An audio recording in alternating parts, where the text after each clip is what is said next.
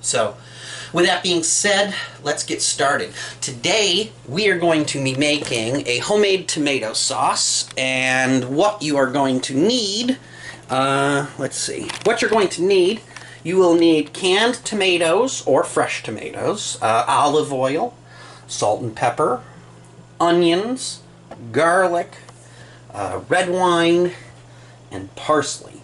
And most of the ingredients here you can do without. I don't want to say do without, but if you don't have tomato paste, it's not going to kill you. If you don't have fresh parsley, use dried. If you don't have red wine, it's okay. But you definitely need tomato sauce, olive oil, garlic, and onion. We'll start off with our onions. And I'm going to show you today two ways of making this sauce. It's the exact same sauce. But what we're going to do is we're going to make a serving for one. And we're also going to make a big pot of it that'll last me about a month or two. This is just a Vidalia onion. It's a sweet onion. Most onions taste the same, very similar. We're using a sauce, so you don't have to worry too much about it. Let me just change my viewfinder so I can see. This is your basic onion. It's got the onion paper. And for some of you, I know you're going to be like, yes, no kidding. But for others, I'm including people in here who may have never cooked in their lives. So I want to, if this seems a little slow, just hang in there with me. Anyway, so here's your onion, and here's the knife. I have this is a chef's knife. The company is Wusthof. It's a German company. If you have a decent chef's knife and a decent paring knife, these are really the two most important knives that I have. The paring knife, you see that? That's kind of, we'll use that in a little while. And here's the chef's knife. I have a couple different ones in different sizes. What you want when you look for a chef's knife is it should feel good in your hand.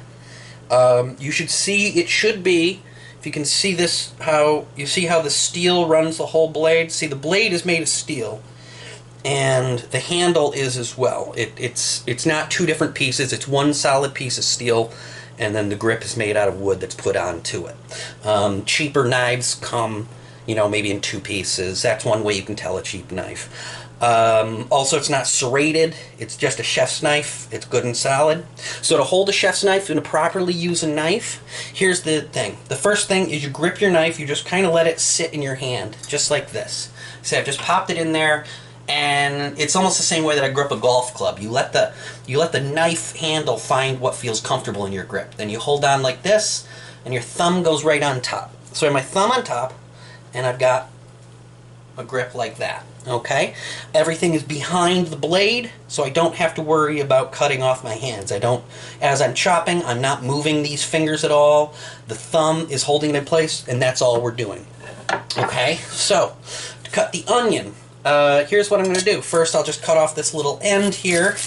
Now, there's two ends to an onion, right? You see you have this end here that kind of just looks like it all came to a point. And then this is the end where you can see the stalk. You want to cut off this end, not this end, because the whole onion, all the layers grow out of that, and this holds them all together so they won't be slipping on you, right? So I cut that little bit off, and what I did, and this is very important when you're cutting round things, you don't want them slipping out of your hand, is you make your first cut and you create a flat surface. And then you face it down there, and now she's not wiggling like that. Okay? Now it's there and it's good to go. So what I'm going to do here first is I'm going to make one more flat surface cut. I'm just going to cut this little bit off. And we want to remove all the paper. And the paper is this crinkly stuff on the outside. So you just want the meat of the onion. You don't want the crinkly stuff. So peel it off. You pull off as much as you can, and getting the paper off an onion is one of the bigger pain in the asses that you deal with making a tomato sauce, but it's part of it. Anyway, I haven't gotten it all off yet, but it'll come, so I'm going to lay this down on that new flat side, and now I'm going to cut a nice length right down the middle of my onion, okay? And now I have it in two pieces, and here I'll show you. So you see how the onion works, how all these layers, they come together right up here in this point. So if you cut this off, all these layers will start sliding apart, but this holds them in place. So we cut towards that. Now that I've taken this piece off, I can get my fingers or a paring knife or whatever and start pulling off that paper and that outer skin until I have what looks like this. So let's do that again over here. I'm just using my paring knife.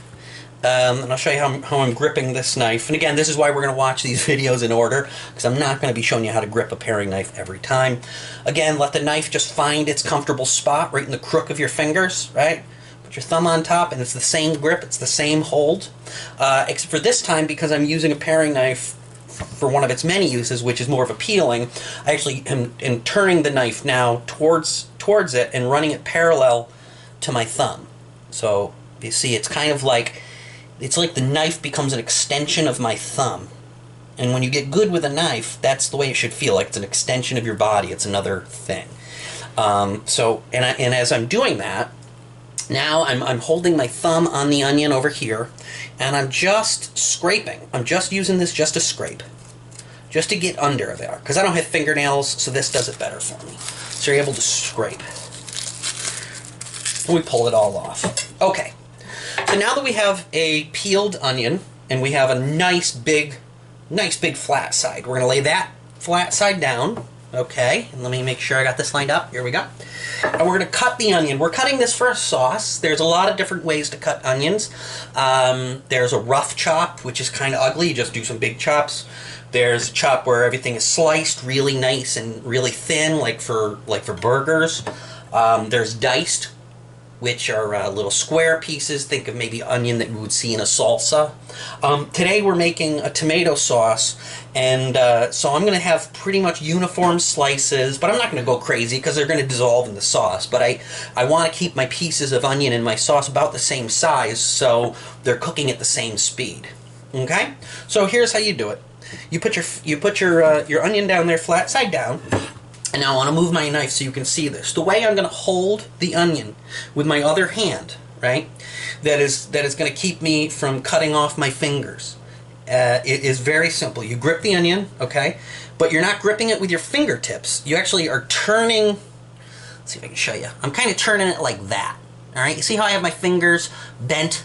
And then I'm really using my, I guess like my fingernails right there, like that part of the hand is being used to hold the onion down and keep it from sliding away. Okay, and at the same time, the front of my middle finger here, my knuckles are all lined up, and that's kind of creating a guide for the knife. And the knife can go right down, and you can control. And then you control the thickness by how far, as you bring the knife back up, how far are you moving your fingers back. And for here, you see I'm moving it very slightly. I'm not moving it a lot. And as you're seeing, those pieces are pretty uniform. And they're very thin, and they'll cook. Okay? And again, because I'm just doing the sauce, what I'm doing is I'm going to keep going. But now I'm getting towards the end, and I don't have anywhere really to grip anymore. If I was to keep going that, my hands are sliding down the slope. And the most important thing is when you're cooking and cutting things is that you have a good grip on something. So here we go. So what I'll do is I'm gonna just pick another spot because I'm just making sauce, so I can grip it from back here and work my way down. And again, I'm just keeping thin little slices until I start to feel shaky again, and then you can just turn it like this and work your way around, whatever it takes to always have a nice flat surface. Until, look at that, we cut all the onion away right down to that little nub, right? And he's going to go in the trash. I got no use for that. Once you're comfortable, and you've been doing this for over 20 years, and the knife feels like an extension of you, I can literally do it faster, and I can do it without looking. Right?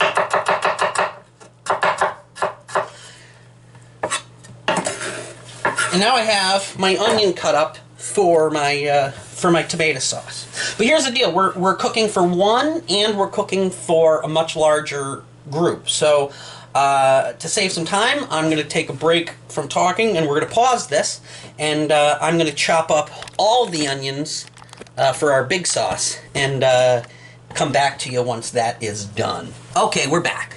So I want to take a look right now and just show you, at this point, all the onions that I've already peeled. It took me about 10 minutes to cut them and peel them. They're cut in half, and as you see, the ass end is still on each one.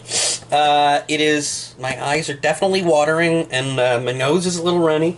That happens when I cut dozens of onions at a time. Generally, if you're just cutting one, I don't know, maybe I'm less sensitive to it, but just cutting one rarely does it to me. So I've got a bunch of onions ready to go, and I also noticed, see, I keep on, right here on my counter at my workspace, these are things that don't need to go into the refrigerator, so they live out here. My onions, potatoes, sweet potatoes, different types of potatoes, tomatoes, garlic, that kind of stuff.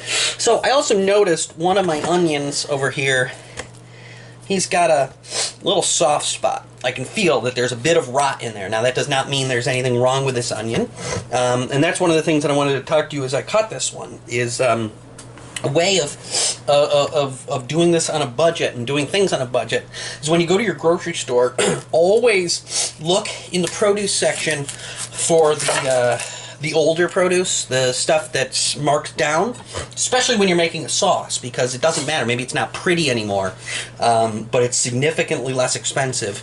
And you may have to cut a little bit away, but the majority is really good. So let's just show you this. This guy's just getting a little old. Now you can see the cut. You can see up here where it's dark, and it's getting a little dark around there, but everything else, that is perfectly good onion. And if I cut this away, let's just get to where most of the dark has been taken off, and now if you look at it, you would have had no idea that there was ever any rot in that. It's a perfectly good onion, and since I'm making a sauce, I don't care if it's ugly. It doesn't matter. I cut away the rough patch, and I'm adding it to my sauce. Anytime I make sauces, stocks, things like that, I'm always very mindful of what's in my refrigerator, what may be going to waste, what may be going to waste soon. As I plan meals, it's what do I have. I also want to tell you, we're not going to be talking a lot about actual recipes, as in, oh, you gotta, you need 1 tablespoon of this, 1 half cup of that, so much. It's really by eye, and I guess the way you look at it is think of, well, I'll be able to show you when I'm done chopping these, and you'll see, like, it's ratios. It's how much, if I'm making sauce, just a quick tomato sauce for my wife and I, well, here's 1 onion, and that's how much that is. But I'm making a huge pot that's going to last me, that I'm going to jar, and that's going to last me over a month, and have it for all sorts of stuff. So just ratios, it's a lot more. So there'll be a lot more garlic, a lot more everything else, and it's just kind of, all right, if it's this much onion to that much, means this much garlic to that. I don't know. We're comedians. How do you know what 7 minutes feels like, right? You do it, and you've done it a million times, and now you know what 7 minutes on stage feels like, and they don't even need to really light you. It's kind of that thing. Okay, so I'm going to get to chopping these. You will not have to watch me chop them all. But again, just these nice little bits. Chop it away, and as you chop these, I'm trying to keep the cut sides on these onions down, so that keeps some of the tear-inducing whatever facing into my cutting board, and that helps a little bit. But I'm doing this at 1 in the morning, so I'm not cooking this sauce with any intention or any speed. I'm not making it for dinner right now, so it's absolutely fine if the old eyes get a little watery to take 5 to step out of the room. Cold water helps. If your eyes start tearing up too much, run cold water, wash your hands, wash all of the onion juice off of your hands, and you can even then splash some cold water on your face. It helps onions are onions. There's not a lot of ways to get around it. I mean, I remember I was like, you know, a grunt in the kitchen, 14-year-old kid, working 50, even once there was an 80, I did an 80-hour week when I was 16, and I started out washing dishes, but I was so interested in the cooking, and I didn't like the dishwashing, that I would wash the dishes just as fast as I could, and then head down into the kitchen, where there was always a prep cook somewhere who was willing to take me under his wing and to show me what he was doing. I mean, it's not all that altruistic. I mean, at the end of the day, I ended up doing a lot of the guy's work for him. But, you know, some of those things is they would hand you a case of green beans, and you just have to go sit somewhere and snip each and every one of them, or maybe chop 100 onions at a time. So it's when you do 100 and you get to that you can, you know, start to do this stuff in your sleep. I don't worry, because I control where my fingers are. I don't have to worry about one of them slipping under the knife, so I can go a little faster, and I can control my speed. I'm also gripping it right. And also, I can't stress this enough, it is important to have a really good chef's knife, eventually. I'll talk a lot in this series about dollar store finds. I love me a dollar store. Most of the things in your kitchen, I'm of the opinion of, you know, you don't want the cheapest out there, but you certainly don't need the $300 model. I actually am a fan of Amazon for that. And Amazon has, I believe they're called Amazon Basics, and they're exactly that. It's your spatulas, it's your things like that. You know, you don't need to spend $1 million on it. However, you have a gig at some point, and you did a weekend somewhere and you made some good money. A chef's knife is one of those things that you want to invest in. This one, I think I got this at Bed Bath & Beyond. I think it was probably $50, $70, you know, which is a lot for a knife, but I'll have it for the rest of my life. And again, you want to see that solid line. Is the steel going all the way through? And also, you want to make sure it's good and solid. You want it should sound like that. It shouldn't have any wiggle. You know, you don't want that cheap, wobbly, almost aluminum. That's crap. A good knife. And I'll teach you about sharpening your knives and all of that later. But always make sure your knife is very sharp. A dull knife is far, far, far more dangerous than a sharp knife, because you end up forcing it and pushing it and all of that. Okay, so I've told you a little bit about knives, and well, all of a sudden I'm noticing my eyes are really starting to tear up. So I'm going to chop the rest of these off camera, and when I come back, we'll get started on our garlic.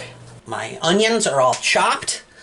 Most of the redness in my eyes at this point is marijuana related, but I'm still tearing up a little bit.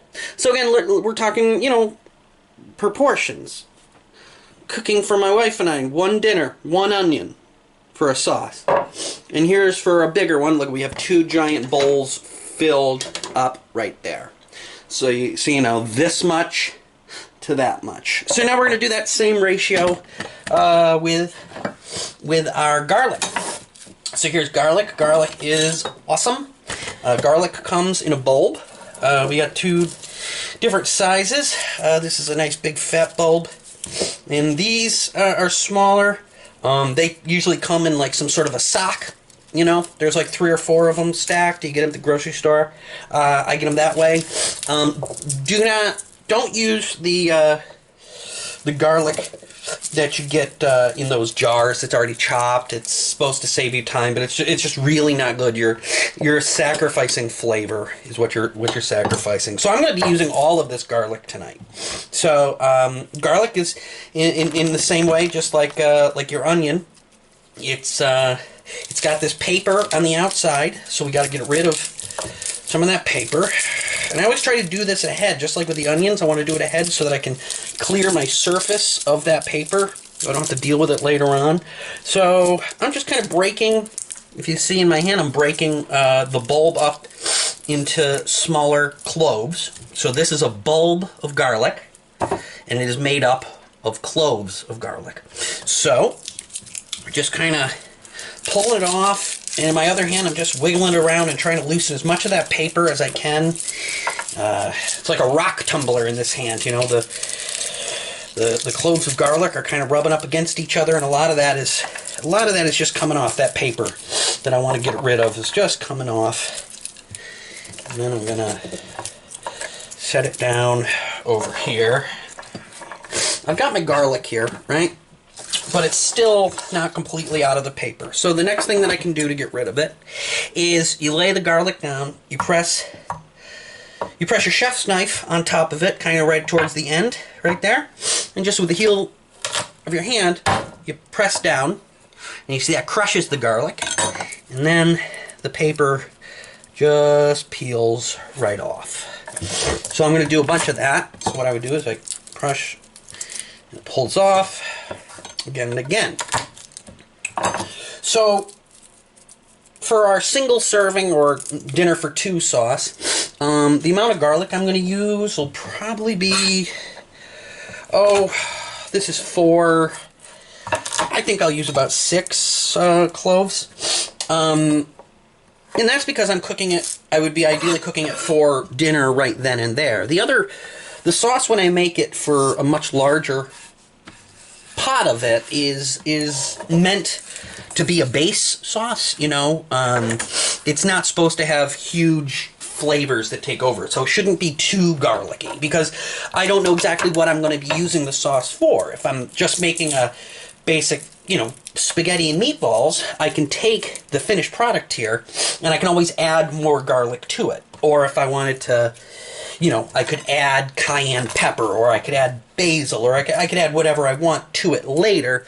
This is all going to be all about laying down the flavors, laying down almost like the rhythm section of a band, right? You gotta have that tempo and tone and the groove set, and then the lead guitarist can come out and they can take their leads and play off of it and look brilliant. Well, think of your flavors, your garlics and your peppers and things like that, and whatever you want to do are the leads. And this sauce is just meant to be the, you know, the groove, the bass that goes under it.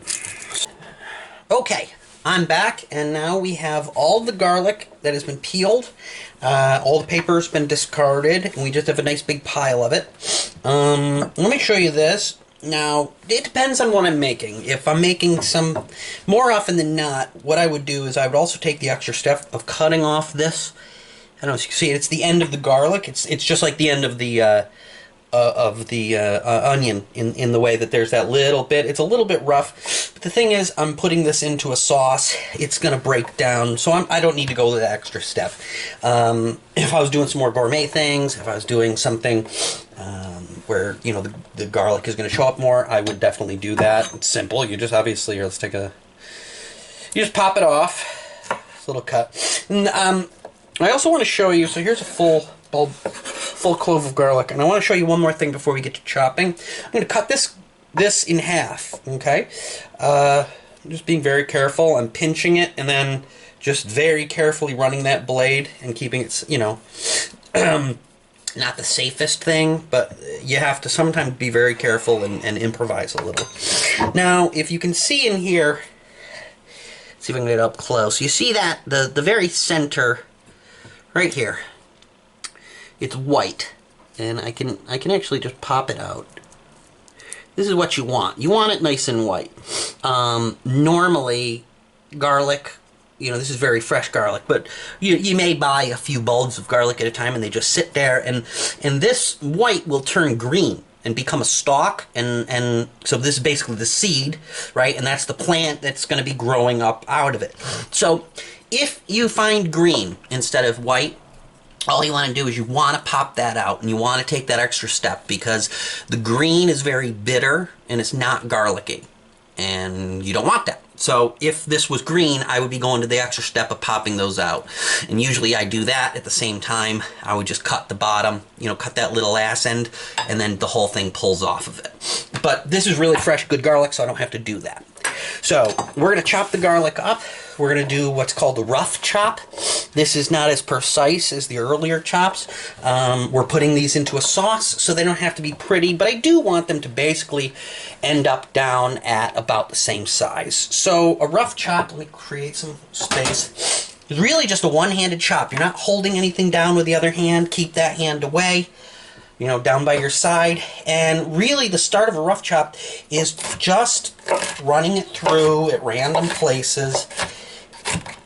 I like to do a pivot where kind of the tip of my knife stays put and you just kind of work out like a circle, you know, like a half circle. And then you just keep pulling it all together, making it...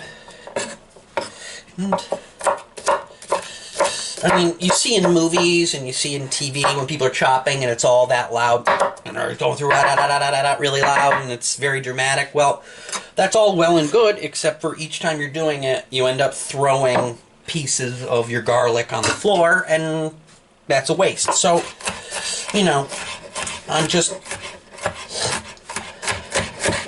doing controlled movements. I stop, I pull the stuff back. I just keep working, and you're just going to see it's not going to take long. Right now, you can see how it's getting smaller, but you can see it's nowhere near uniform. You see we got these big pieces, we got little pieces, so they wouldn't be cooking evenly, right? They're different sizes, so we just keep running it through. And you can keep doing this until the cows come home. I mean, the further you go along, the more it gets chopped up. And that term is minced, right? It gets minced. Minced garlic is just much smaller. Here's just another technique I like, which is I'm kind of, like, picture like it's half of a pair of scissors, right, up and down. And I just, to keep it from moving, I'll use the heel of my hand on the top of the knife and keep my fingers very far out of the way. But it's just adding a little weight, a little control.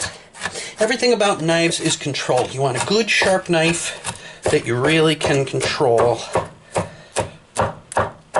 Anyway, and of course you can also, especially when it gets to this point, if the pile becomes too big and too unwieldy, you know, just take a smaller pile at a time. And just little chops. Keep going back and forth. That looks like a good amount. That's about 4 cloves worth. Right there. So, that little pile.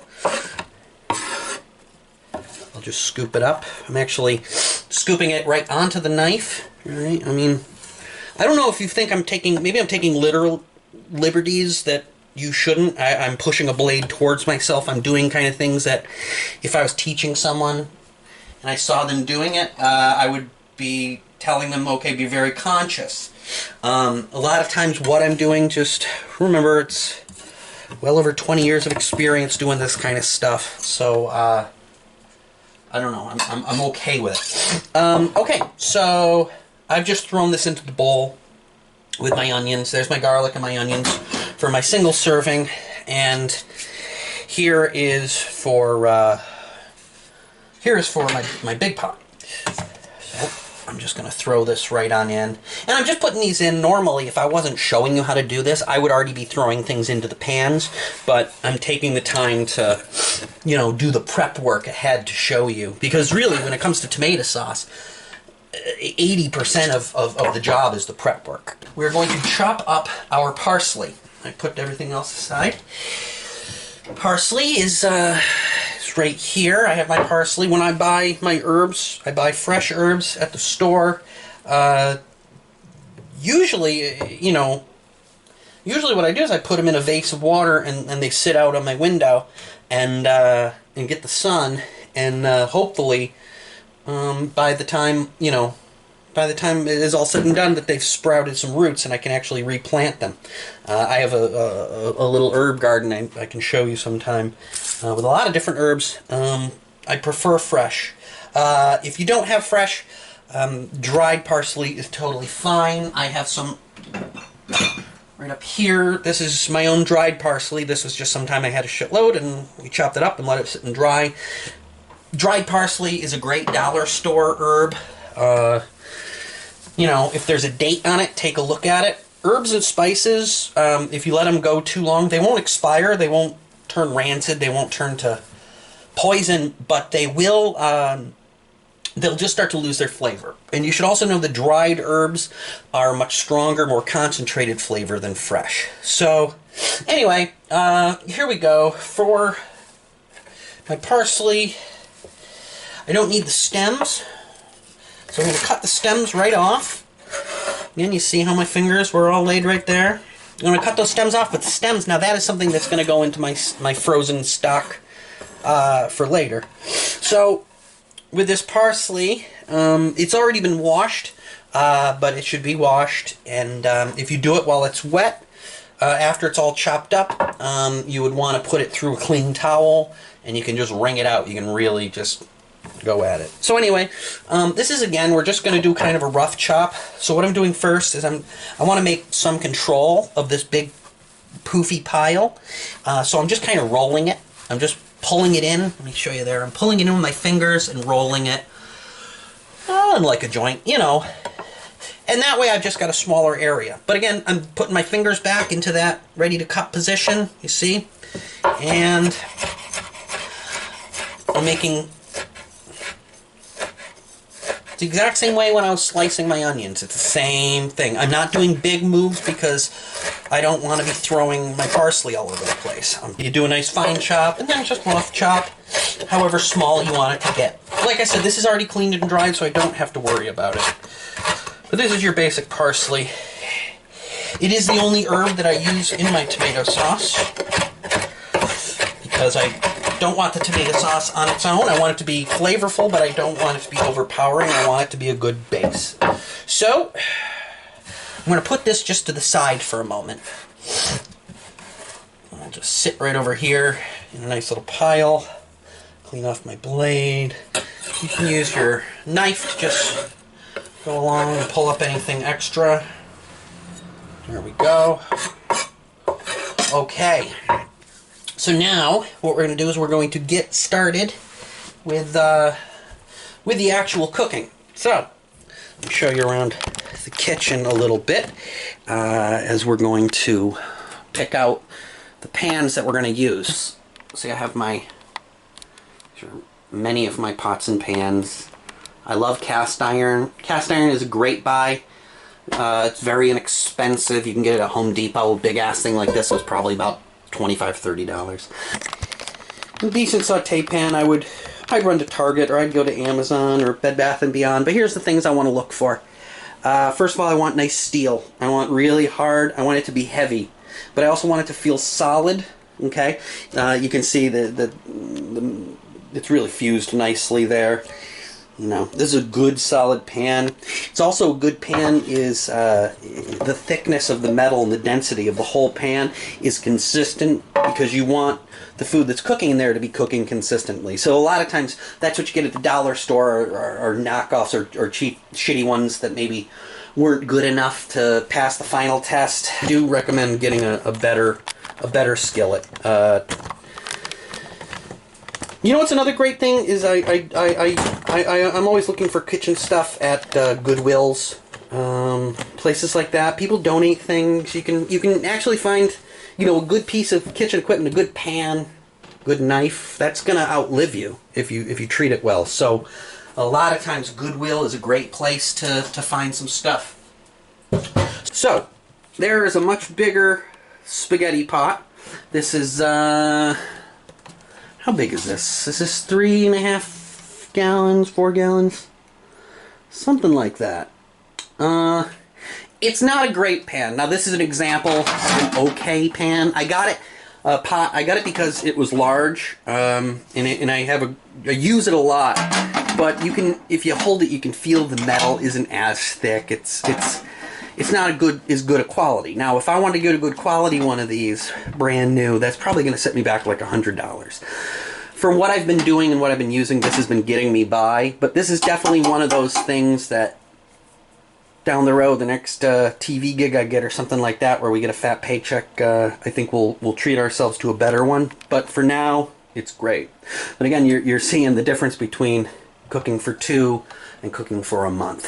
So if we were cooking for 2, if I was doing this just as my dinner right now, I would already have spaghetti water cooking if I was just making pasta for my wife and I. So I'm going to turn the heat on under my saute pan. Let's start this guy getting warm. Click, click, click. I luckily have a gas stove. I know we can't control that if we live in New York City and we rent apartments. It came with the place. I so prefer gas to an electric range. I despise cooking on electric ranges. So we're going to warm our pan up, and we're going to start off by adding some olive oil. This is extra virgin olive oil. I buy it. This is one of those things I buy in bulk. I buy extra virgin olive oil by the gallon. My oils always by the gallon, and I just put them in smaller amount of bottles. So extra virgin olive oil is going to go in. I'm cooking for 2, so I'm not, the function of the olive oil is to keep the onions from sticking and burning, so you don't need too much. I like to cover the bottom of the pan in not crazy amounts, especially when you're beginning. Remember, you can always add more. Much tougher to take some out. So the way I do it by eye is great, but that doesn't work for you. So this is probably about a half a cup. I'm going to make a little bit more. I think that's about good. That feels good. You can always add more, so I'm not going to go crazy right now. I'm going to set that back. Now, I'm going to let that get warm, but I'm going to show you, since we've just seen how much I poured in there, when we're making this for the big time, it's going to be a lot more, right? Because we're use the rest of that. And that's, I know you can't really see the depth too well, but I would say I've got about, it's a big surface, but I would say I've got about 1/4 of an inch to a 1/2 inch, which is a good start. We're going to probably add more. I'm going to get the heat going under that. So now we're going to let our olive oil in both of these pans warm up for a minute. Won't be too long. Feels good. Give it another second. Okay. As it's warming, and when it gets ready, we're just going to add our onions and our garlic right to that oil. This is as unpleasant as chopping up all of those onions were. This is one of the most pleasant things in the world, is the aroma that you create when you get olive oil good and hot and you add your garlic and your onion. It's unbelievable. Okay, so I can actually see now that the heat is coming through. It's warm enough. You're going to hear a bit of a sizzle when I add it here. Alright, I'm going to get everything out of that bowl. And then I'm just going to give it a little shake. I want it to be even. So I have my pan on set for high right now as I was warming it up, but now that I've put my onions and my garlic in it, I'm actually going to bring it down to, about halfway, maybe 2/3 of the way. One common mistake that people make when they're cooking, when you're starting out, is you cook on temperatures that are too high. I think you feel the idea is, well, I'm gonna cook it faster that way. Well, that's not how it works. You're gonna burn it. You're gonna cook the outside, and the inside is gonna be underdone. You don't want that. So what we're doing here is we're just gonna let this go. It's gonna take, about 5 minutes maybe. And when I turn the camera off and back on again, what you're going to see is it's going to look a lot more translucent. You can see the white, right? You can see the white of the onions, and you can see the yellow of the olive oil. You see, there's not too much olive oil compared, but there's enough. We're going to get that flavor of olive oil. So what we're doing by gently cooking these onions is called caramelizing. So if you go to the Palm, right, and you get a great steak, you're like, do you want a side of caramelized onions? And you're like, yes. And then they're like, okay, great. And it's like $9,000 extra. Here's the deal. They just cut up an onion and put it in some olive oil, and then let it cook slowly until it turns brown and gets soft. Okay, that's all they did. Caramelizing is well, caramel is sweet. It's the sugars that are in your onions are coming out. and your onions are going to get a nice tan color is what we're going for, and that's the caramelization. So that's what we're shooting for. Now we got that going in our frying pan, and I'll let you see that, but in the meantime, that oil over in my big pan is ready. So I'm going to go ahead and I'm going to add my garlic and my onions. That's a lot of onions. I mean, look at this. Let's make it an even layer.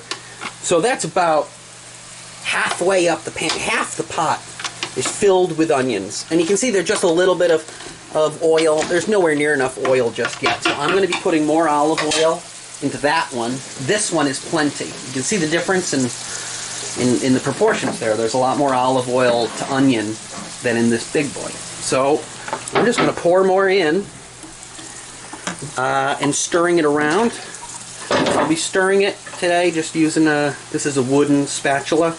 These are great. I think it's made out of bamboo or something.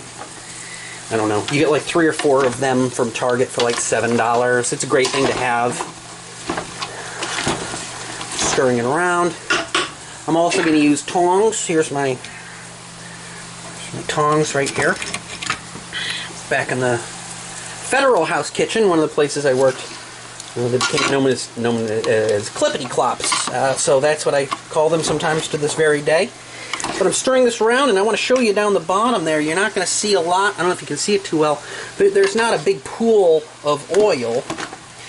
Yeah, you know, just enough. And we're going to keep stirring it, and I'm going to see that golden oil coming around. Now, this is a process of breaking these down. It's going to take a little bit of time. The onions are going to be releasing their juices, they're going to be releasing their sugars, and they're going to be breaking down. So let's put this down to medium. So I won't bore you with making you look at this for the next 5-10 minutes. I'll check back in and give you a look at what I'm doing. But for the next 5 or 10 minutes, I'm just going to be focused on making sure that nothing gets stuck at the bottom and nothing is getting scorched and burned, right? And I'm making sure, like in a big pot like this, look, I mean, the heat is coming from down here, and we've got these onions all the way up here. So that means that the guys down at the bottom are going to be cooking way before here. So this is going to be a process for the next 10 minutes of a lot of stirring, a lot of kind of getting your spatula down to the bottom and just bringing it up and towards you and rolling it over, and just keep going. Okay, it's actually only been about 2 or 3 minutes, and you can see that in my skillet pan it's really sizzling. We like that. You want to make sure it's not too hot. And you can actually also see that we're starting to see some tan. We're starting to see that the garlic is starting to get a little tan in color, and some of the onions are as well. And you see it is a bit more oily, but that's because I'm cooking just for dinner, and I want to have a little bit more oil flavor here, as opposed to, let's look at how our big boy is doing. You can hear it cooking, but you see there's not enough oil for you to see sizzling, and you see that this is going to take much longer. My tomato sauce in a big pot like this, all in all, is going to take about probably 3 or 4 hours, whereas this sauce in the frying pan over here in my skillet will be ready to go in the time it takes to boil the water and get your spaghetti in there. So that's a much quicker. This is kind of a 10-minute on the stove quick sauce, and the other one is a much slower, your grandma's sauce that she spent all day on a Sunday stirring over. So we're getting close to this. So let's start talking tomatoes. Here's what we're going to do. We're using canned tomatoes. I'll show you what I got. I'm going to be using some tomato paste. Tomato paste is, as opposed to the sauce, it's a more concentrated version. It's a smaller can. It's much thicker. I use tomato paste. I use tomato sauce, straight up tomato sauce. And I'm also using diced tomatoes.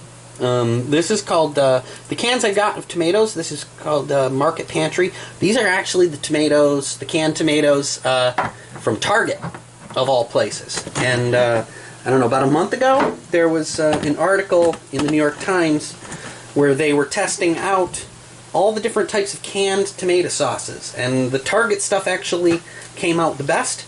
And it's also the cheapest. A big can like this at Target is 99 cents for 29 ounces. On a good day at my local grocery stores on the Upper West Side, if I'm looking around and I'm watching my sales, I could get a big can of sauce this size. I would be happy at $1.25, but usually it would be about $1.50. But that's the thing with making my sauces ahead. I'm always watching the prices and stocking up when it's cheaper. So that's how that works. So anyway, I'm going to start opening these cans of sauce. Before I do, let's take a quick look again in real time at how this is doing. Look at these. Now we're definitely getting some more tan. See things are caramelizing. You can actually see, I show you here, look, you can see the onion itself is becoming more pliable, right? More translucent. I mean, this is the onions for peppers and onions. This is the onions for caramelized onions. And this is also the onions for the base of my sauce, right? So from this one, the idea with this whole series is with this one sauce, this one recipe, I want to be able to teach you a couple of different recipes and different things that you can do with this. Caramelized onions are great in omelets. They're great alongside of a meat. They're great everywhere. I'm actually going to turn the heat down a little bit because I don't want things to get too brown. I want them to cook very, very slowly. If you were to, not even garlic, just put your olive oil in there and your onions and just put it on low and just really let it cook slow, you get these really delicious, really gentle, beautiful onions. So up here, again, this one's going to take longer. Let's see if I can show you what's going on down at the bottom. Can you see that? Can you see that liquid? Can you see how it's much cloudier and thinner than your olive oil? That's because that is the juice breaking down, right? And all the sweetness. We don't use sugar in my tomato sauce. All the sweetness comes really from the onions. So I'm going to give it another stir. Make sure that the bottom isn't overcooking. And you can see, again, look at that. The pan was at a half filled with onions, and you can already see that those are going down, that we're wilting it down. Okay, coming back to this pan. Now we're going to start adding my salt and pepper. Here's something that I do. I combine my salt and pepper ahead of time, and it just lives on top of my stove. You'll see I keep some different salts and herbs. My oils that I use for quick cooking, fire extinguisher, my spatulas, whisks, things that I use. Everything I can reach for right over my stove and grab at. Up here is where I keep my herbs, I keep my oils, my vinegars, and that kind of stuff. And then, in a small kitchen, I like being able to have everything really close by.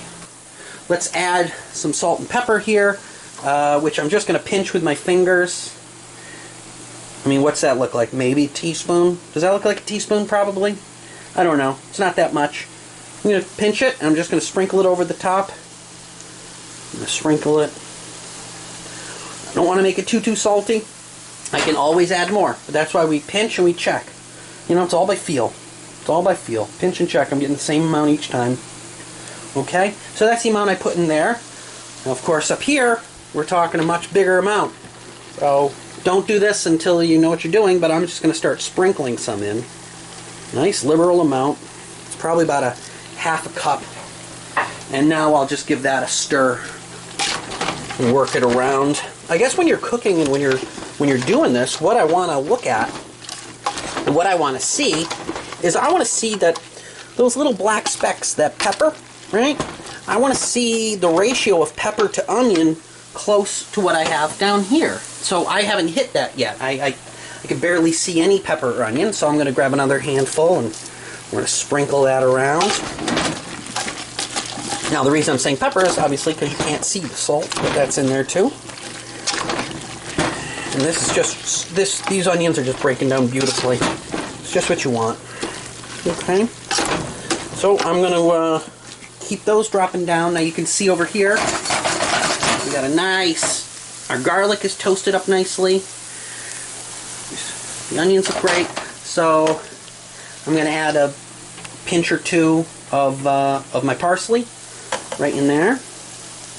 Let that cook for only not long. In the meantime, as that's going, I'm going to crack open my can of tomato sauce and my can of tomato paste. So, single dinner, just my wife and I. I never used to use the tomato paste, to tell you the truth, so I'm not gonna on this one. You don't need it necessarily. It just adds more sweetness.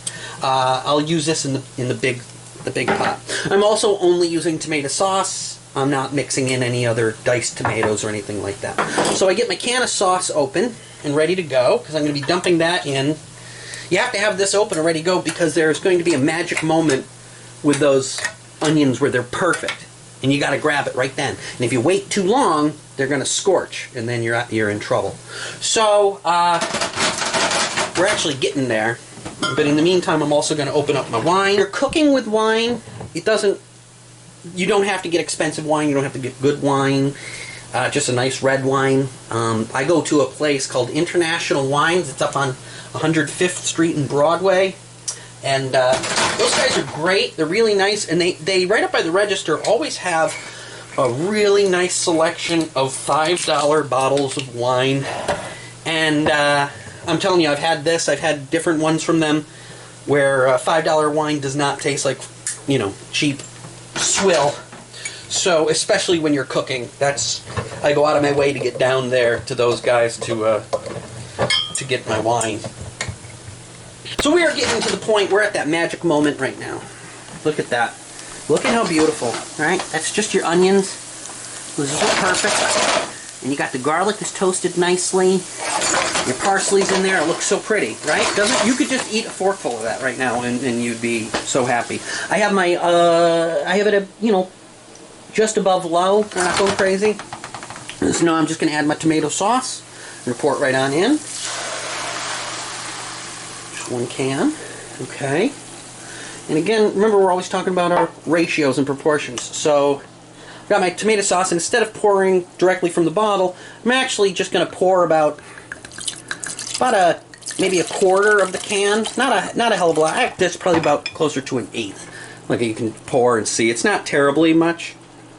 But I pour it into the can because that gives me an idea of how much wine I'm using compared to how much tomato sauce. And at the same time, I like to swirl it around in here.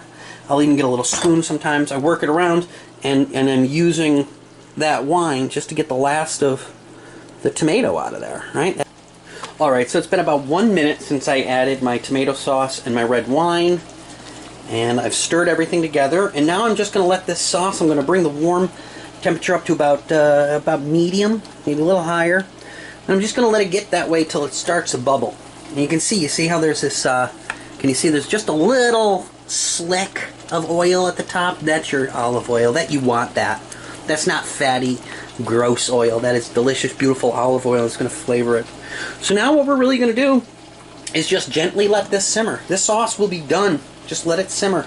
In and of itself, simmer for, 5-10 minutes, and mix it in with some spaghetti, and you got your basic marinara sauce. Or take, maybe saute some vegetables, and then take a scoop, some of this and mix it into there. You can add meat to this sauce if you want to add some some sausage, some whatever you want. I mean, it's a basic sauce. So do what you want with it. I've taken this basic sauce and then used that as the base of a barbecue sauce, adding some brown sugar and molasses and some vinegar to it. So as I'm letting this sauce cook, I'm always making sure that I'm stirring it, and by stirring it, I'm actually scraping the bottom of the pan, because you don't want anything of this sticking and scorching, because that'll burn and that'll ruin your sauce. So you should feel, it should just feel like a good, even, just a good, even, clean move. So I'm going to now set this from my front burner down to my back. Just get it out of my way, because this sauce is basically done. We're just going to let it get warm. We're going to let it bubble for a while and concentrate. The longer it sits here and you're checking on it, the deeper the flavors will get. But in the meantime, let's look back over at our big sauce. And you can see this guy is really bubbling. Remember, we were at that stage not too long ago with the others. So I'm going to keep stirring. Mixing everything together. Ooh, my lens is fogging up. Okay, so we're getting there. We're really getting there.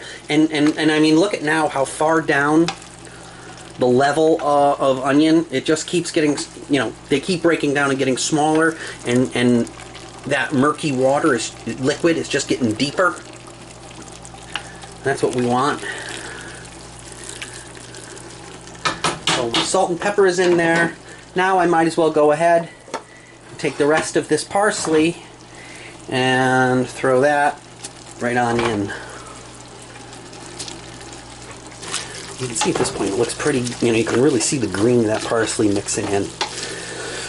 So, here we go. We're going to just let that, I think I'm going to let this kind of sit at low for another 5 minutes and break down a bit more. Okay, just another 5 minutes.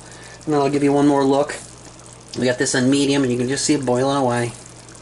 Doesn't that look beautiful? Don't you just want to take a piece of bread, dip it right in there and have it? Perfect. Wonderful. Okay, we're going to keep that cooking. I'm going to shut the camera off for a minute. And in the meantime, what I'll be doing to prep between now and when I come back is I'll be opening up all these cans of sauce. In fact, you know what? Right now I'm going to add my tomato paste into my big pot of onions. So let's set that down. Basic, my can opener. Nothing special can opener. Got this at, I don't know, Bed Bath & Beyond, something like that. Couldn't have cost me any more than $10. I don't know. Nothing much. Pop the top. Always be careful. These cans are very sharp when you open them. Let me show you what tomato paste looks like compared to a sauce. You can see it's much thicker. It's much, much thicker. So I'm going to take this whole can of tomato paste, and it's going to go right into that big can of that big pot of onions over there. The whole can is just going to go in.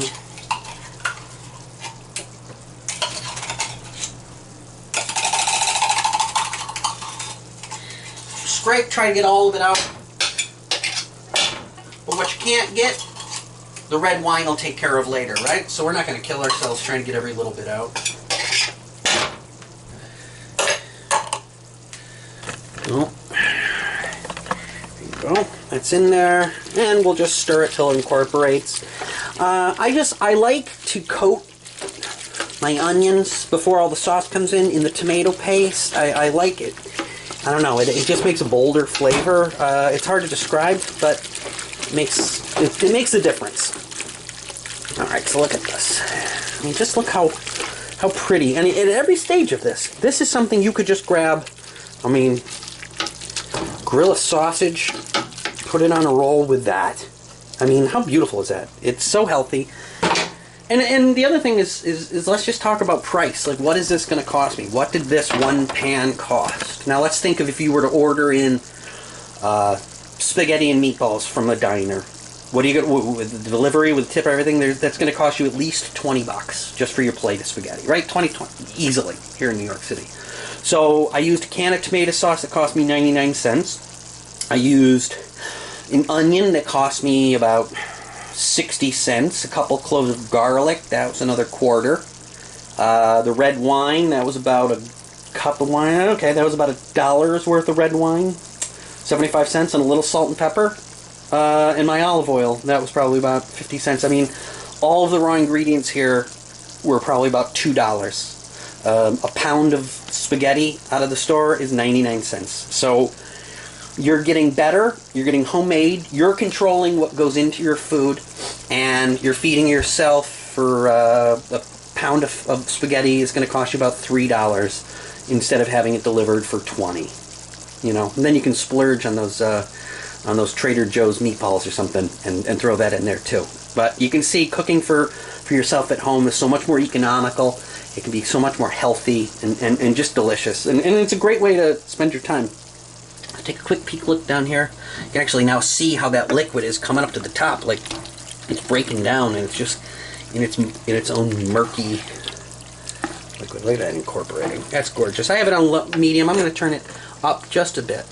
And now with this pot, also, let me tell you this. I'm going to preheat my oven because we're cooking this sauce on the stovetop, but this big pot is going to go into my oven.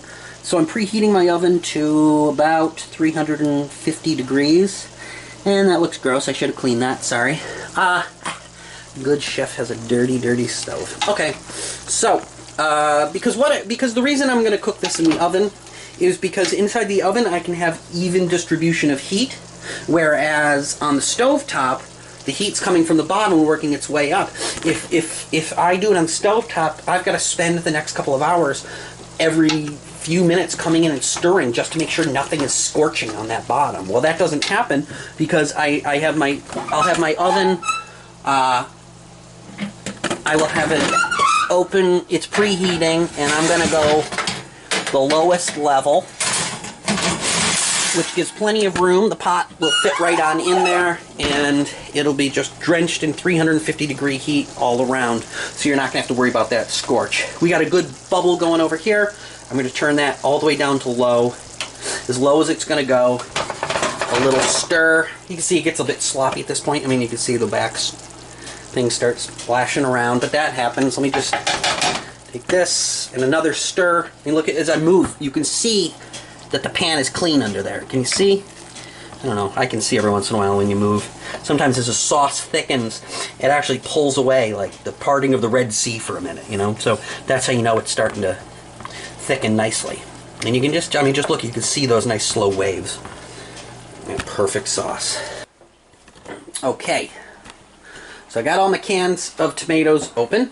For this recipe for today, for our big sauce, I'm going to be using 3 cans of tomato sauce and 3 cans of diced tomatoes. So it's the same thing, right? I mean, you can see your diced tomatoes. This is just going to give it add some texture to your sauce, having chunks of tomatoes in there. Now these aren't all going to stay. Some of them are going to break down. I'm going to have those chunks, and then this is just a basic sauce, your red sauce. There's not, you know, that is these chunks that have been put through the food processor.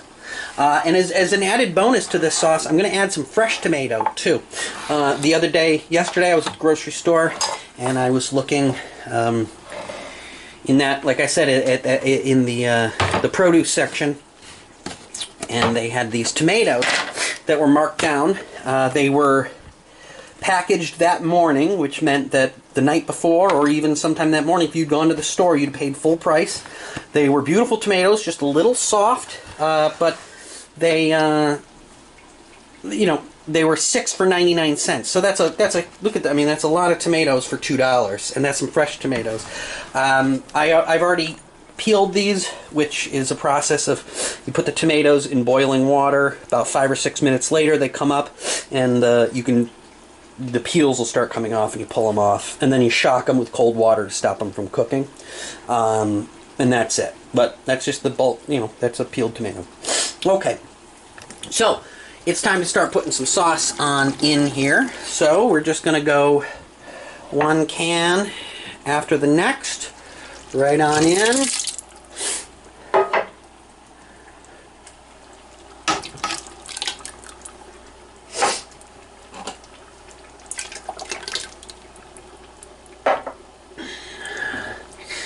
I apologize for the camera work. I should say that. I mean, I'm doing this on my own. Hopefully down the road I'll be able to have my wife hold the camera from time to time, but I kind of want to let you see from a cook's eye like what everything looks like too. So hopefully there's not too much shots of just the side of pans or my floor, or my feet. So there's all of my cans of sauce, have all been put in, and now I'm going to take these tomatoes. So I'm using my bare hands. You're cooking at home. I'm a proponent of that. The greatest tool you have is your own bare hand. And that's one of the great joys of actually cooking, is there's a sensual element to it. And I'm not saying that in a pervy way, but just your senses. There's something, I don't know, very zen about just using your hands to make a nice dough, or running your hands through these tomatoes and just crushing them. Just crushing them with my bare hand. Nice pulp. Alright, want to break up a little bit ahead of time. And in they go. I got a dozen of these bad boys, so I'll do 2 at a time. Just really squeeze. Now I can't do this if I was cooking in a restaurant, but I'm cooking in my house. So while I'm doing that, let's look at this big pot of sauce economically. Again, let's say that it costs you about 20 bucks to have your diner deliver you a 1 plate of spaghetti. Well, I used 6 cans of tomatoes or tomato sauce from Target, so that was $6.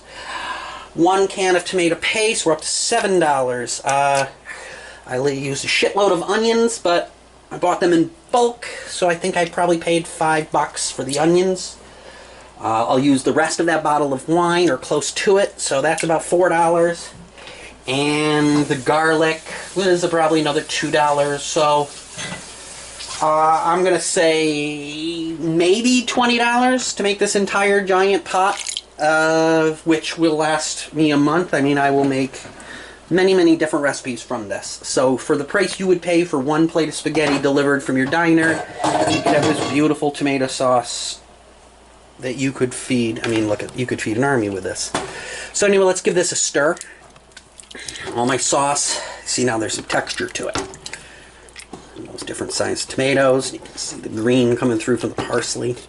And now we just have to add the red wine. So, back over here, I have all my cans, and I have this bottle of red. You can see there's about 3/4 of the bottle. Yeah, good amount. So we're going to pour into the can. So let's see, 6 cans. I'm basically just going to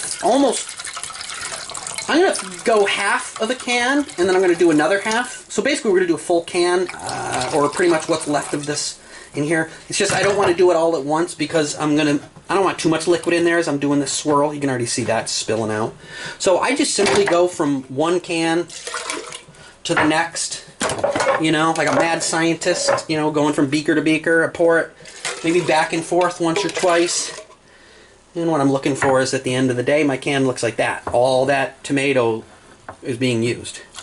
So we just keep moving. And you'll even notice that the wine, it's thickening, you know. So we just keep going back and forth.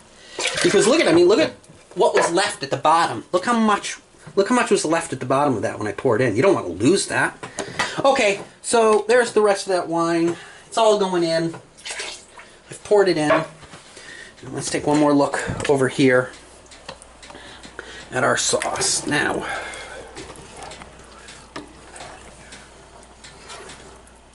there's your sauce. So,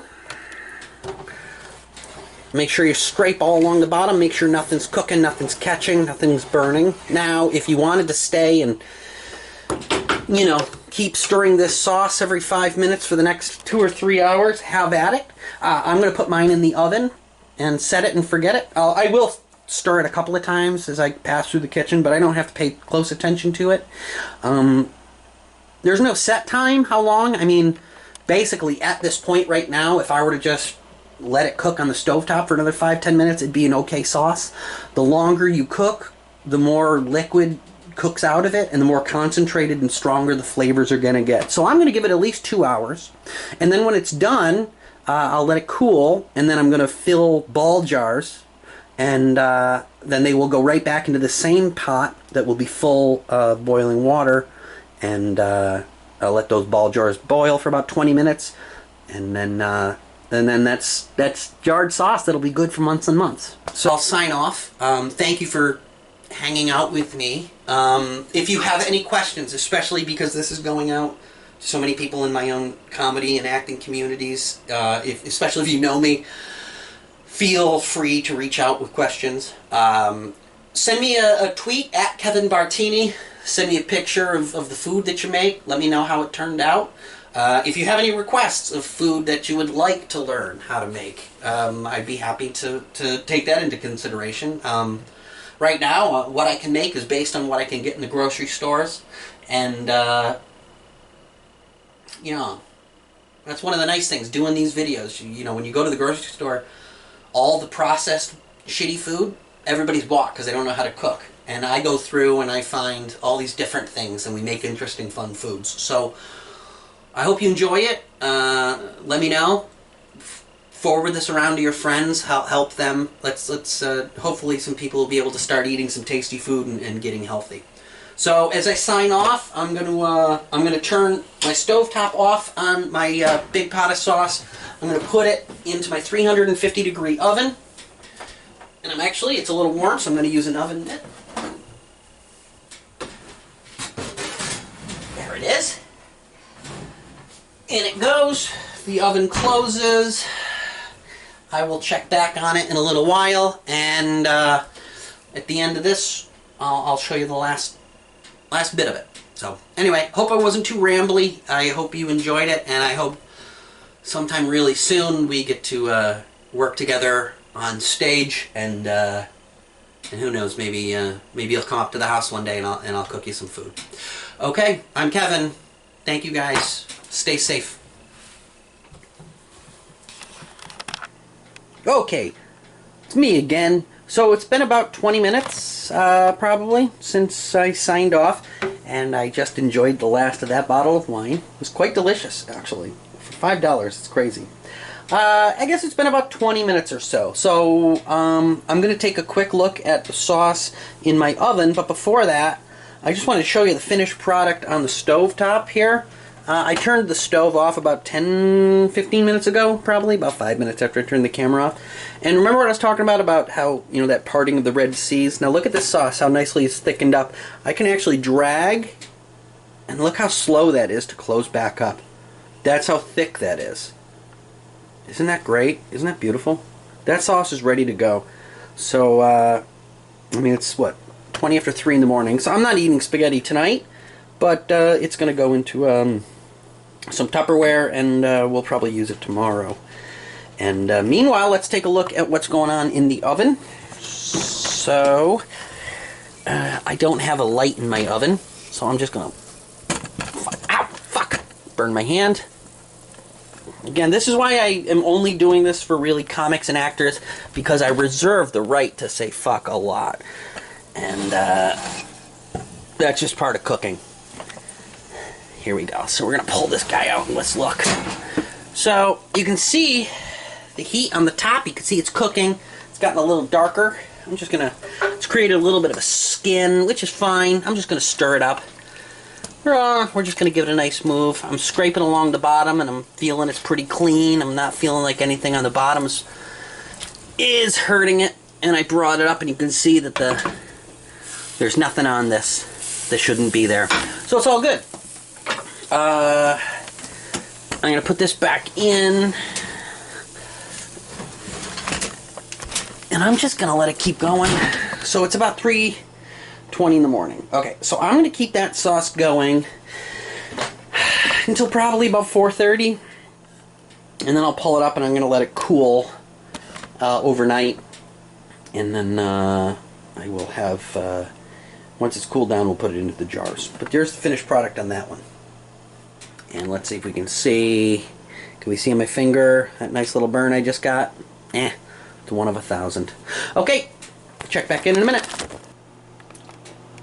Alright everybody, so as I'm taping this, it's about, well, 5:11, never forget. So it's been a couple hours, and my tomato sauce has been in my oven at 350 cooking. Now let's take a look. The sauce looks great. Let's look at the pan. Now, do you see here? Let me grab this. Do you see? Remember we were talking about the bottom of the 2 divots there, and we said it was about an inch. Well, that took us to right about there, and now we'll see that the liquid is drained off. That we not only went from there, but another probably an inch. I would say we have reduced our level down significantly. Now, if I was, listen, if Frank Sinatra came back from the dead and wanted me to make him tomato sauce, I would spend another 12 hours just letting this slowly seep down. But it's 5 a.m. and I started this at 1, and it's perfect. I've added red wine, and I'm drinking red wine. Red wine. Alright, so I'm going to sign off, guys. This is the final product. It's beautiful. It is gorgeous. It is just perfect. When I run my, when I go about here and I spin around, I'm feeling on the bottom, it's perfectly clean. When I empty this, it's going to take me about 3 minutes to clean this thing out, because nothing's burned. it's all perfect. So we're going to put this in jars. We're going to boil those jars for a while, and we're going to get a good seal, and they're going to last us. It's wonderful. Once every month, I drop $20 in an evening, and I make my own red sauce. And from there on out, I have spaghetti and manicotti. I have pizza. I have penne vodka. I have many, many other things, and they all start with this very basic sauce. So, I hope you've learned something. I hope you've enjoyed this. I'm going to do many, many more of these. Keep coming back. I will make a cook out of you yet. I'll see you later. Okay, so this is the finished product. You see how many jars of sauce I got, and that is not counting the full Tupperware that I have in my refrigerator of that single sauce. So the next and final step is I have to boil these jars. So we have that same big pot as before. And I'm going to put these in here. You don't need to watch it. You can just imagine what these look like, submerged in boiling water. Once the water's boiling, I let them boil for at least 20 or 30 minutes. Just let it go for a while. I'll have to do this in two different shifts because there's no way that'll all fit in the one pot. Anyway, so that was it. That is your lesson for the day on making tomato sauce, caramelizing onions, working with your knives. Let's see how pretty that sauce looks.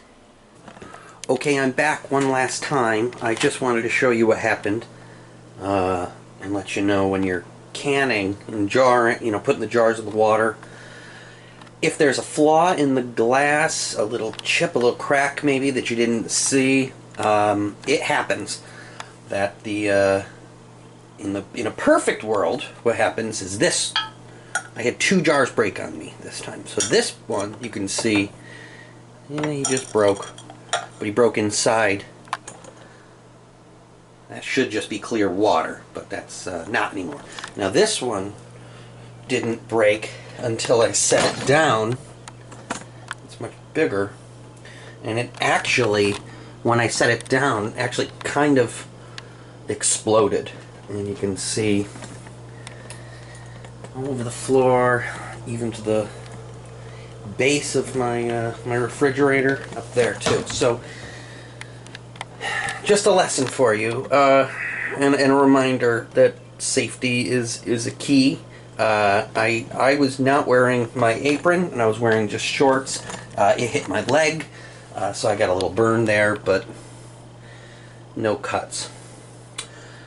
So I think I'll just leave this and let my wife clean it up in the morning. Till next time, I'm Kevin.